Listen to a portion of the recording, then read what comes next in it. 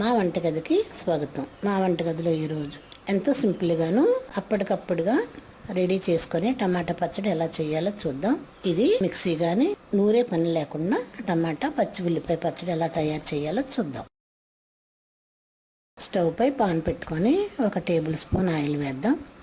Oil కాగిన తర్వాత దీనిలో కొద్దిగా ఆవాలు, కొంచెం జీలకర్ర, 7-8 మెంతులు, కొద్దిగా కరివేపాకు, 2 ఎండుమిర్చి కూడా వేసి ఒకసారి కలుపుకుందాం.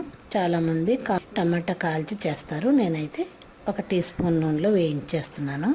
ఇది అప్పటికప్పుడు చేసుకొని వాడుకోవచ్చు. ఇలా ఇవి బాగా వేయించిన తర్వాత దీనిలోనే సన్నగా కట్ చేసిన టమాటాలు కూడా వేసి ఒకసారి కలిపి 2-3 నిమిషాలు మూత పెడదాం. 2-3 నిమిషాలు మూత పెడితే టమాటాలు నూనెలో మగ్గుతాయి. టమాటా పచ్చివాసన పోతుంది, నూనెలో మగ్గుతుంది కూడా. ఇప్పుడు దీనిలో కొద్దిగా చింతపండు కూడా వేసి ఒకసారి కలిపి మూత పెట్టుకుందాం. టమాటాలో పులుపు చాలకపోతే చింతపండు కవర్ చేస్తుంది. 2-3 నిమిషాలు అయిన తర్వాత మూత తీసి చూద్దాం.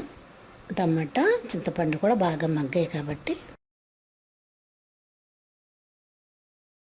ఒకసారి కలిపి ఇప్పుడు దీనిలో 1/2 టీ స్పూన్ పసుపు, రుచికి తగినంత ఉప్పు, 1 టీ స్పూన్ కారం, పచ్చడికి వాడే కారం వేసి చిన్నగా కట్ చేసిన ఉల్లిపాయ ముక్కలు కూడా వేసి ఒకసారి కలిపి స్టవ్ ఆఫ్ చేసుకుందాం. ఇవి ఉల్లిపాయలు పచ్చిగానే ఉంటాయి పచ్చడిలో.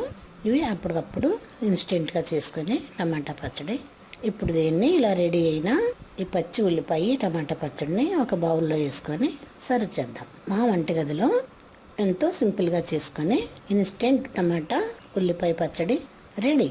మరిన్ని వంటల కోసం మా వంటగదిని సబ్స్క్రైబ్ కాగలరు. ధన్యవాదములు.